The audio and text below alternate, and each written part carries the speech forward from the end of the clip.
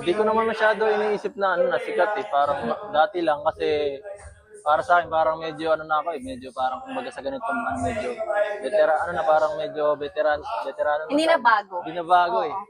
Kaya para ano, parang normal na lang pero hindi ko naman sinasabi ano parang sabi mo parang sikat, hindi naman ako.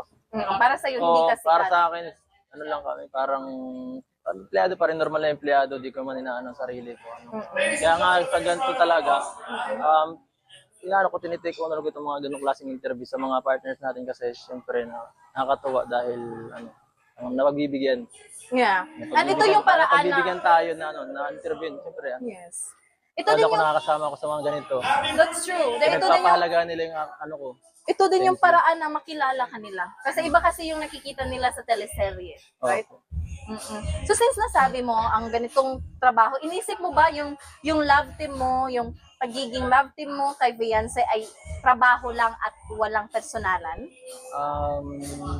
Hindi masasabi kasi marami naman akong ginawa sa kanya na hindi talaga parang sa trabaho lang na ano.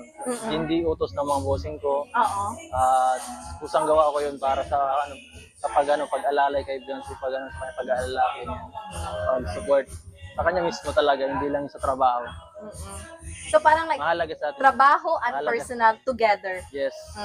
So doon nabuo yung maganda ang kinalalabasan dahil nga trabaho and then personal, you combine it. So yun yung rason kung bakit tinangkilik at swak sa masa baga. Right? So anong masasabi mo na ano din, kang Beyonce na alam naman natin no na bata pa yung edad niya, then mahiyain pa siya. Sinabi niya during sa interview natin, isa ka sa pinakarason na nagpa-boost ng kanyang self-confidence.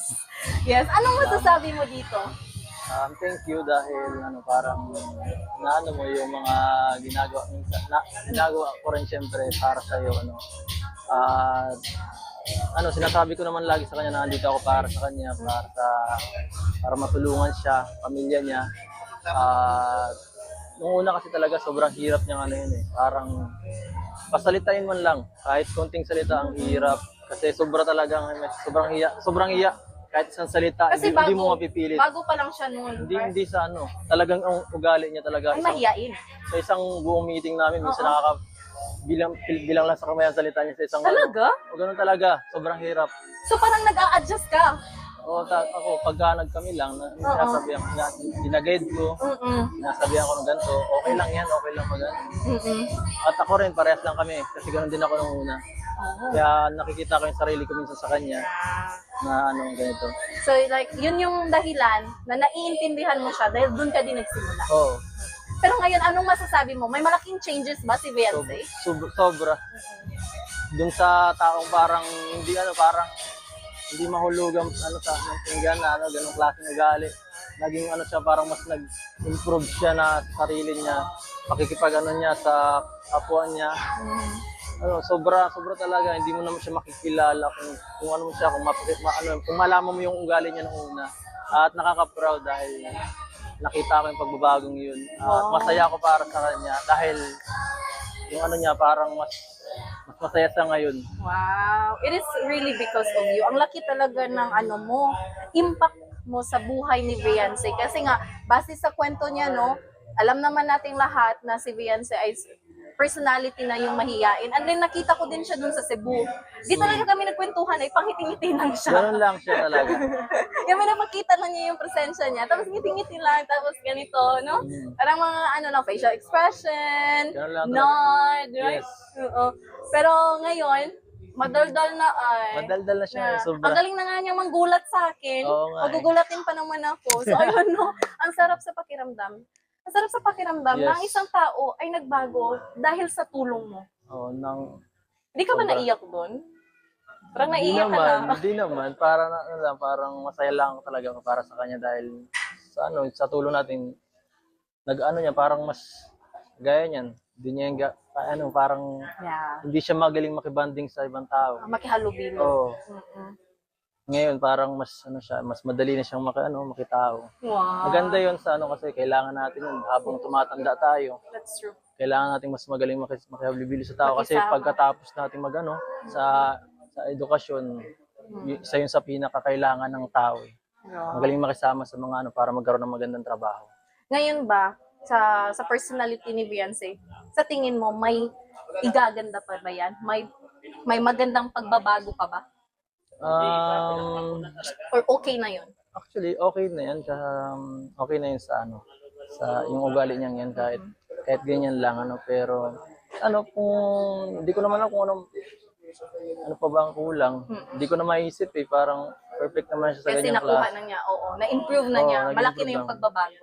Siguro magano lang siya, mas maging ano, medyo yung kanyang focus ay ano niya, medyo ano niya sa kanyang pag-aaral ano, kasi medyo minsan nadidistract siya sa mga bagay na sa paligid niya at medyo ano, bata pa siya eh, kaya naiintindihan ko. Oo. That's true talaga. Iba pa yung Iba yung way ano, of di pa thinking niya sa'yo. Kasi masarap magano pag bata pa. Yung maturity niya na ano pa, kailangan pang improve. Pero ngayon, talagang ibang-iba na si Beyonce, no? At nung napanayam ko siya, Edo, ako na bilang isang interviewer, ako talaga yung napahanga kasi sa murang edad niya pa lang, magaling na siyang mag-express ng kanyang saloobin. At marami, hindi lang ako, kundi lahat ng mga manonood mo. So ayun, hindi ka lang isang kaibigan, hindi ka lang isang love on-screen partner, love team, kundi ikaw ay isang mentor din ni Beyonce. So congratulations for that, no? Oo. Ang laking tulong mo talaga sa kanya. Oo. Isipin mo kung hindi ka nag-exist sa buhay niya, ano kaya magiging buhay ni Beyonce ngayon? Hindi ko alam. 'Di ba? See? So ang ganda talaga kasi isa ka sa parte ng kanyang pagbabago. Ngayon, ano lang, hindi naman sa pagchichismis. I just want to know kasi naitanong ko naman sa kanya, may crush ka ba? Hmm? Ano status ni Edo? Saan? May crush ka or are you in relationship, situationship, married, single, ano ba, like status? Do you want to answer that? Or gusto mong i-ano yan sa part 2? Ha? Part 2 na lang?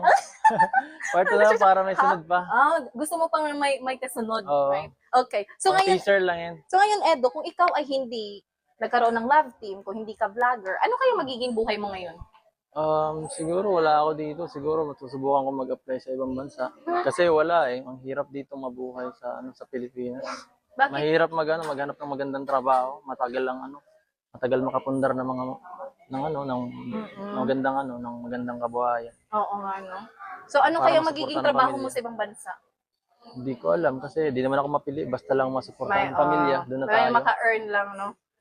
So isa yun sa dahilan kung bakit hinahangaan ka ng ilan or ng karamihan. Dahil nga, ikaw ay hindi mo pinipili ang trabaho na meron ka. Kung anong trabaho na gagawin mo, no? Oh. So, ayun. Ang daming nagmamahal sa'yo. Ang daming suporta. Salamat po. Yeah. Alam mo ba, ilang beses na akong nakasali sa mga pa-feeding, pagbibigay ng relief goods, kaso lang wala ka dahil nga busy ka. Ano masasabi mo sa mga supporters mo, sa mga fanatics na nagmamahal sa'yo? Salamat po sa walang sawang pagmamahal at Kalinga Pedro po wala po dito kung wala po ang inyong walang sawang pagsuporta. Hindi ko po alam kung paano ako magpapasalamat sa inyo. Through para makabawi man lang hindi ko alam eh, parang sobrang salamat po talaga. Sana po di po kayo magsawa. At syempre sa Kalingap, patuloy po tayong tutulong hanggang sa dulo po.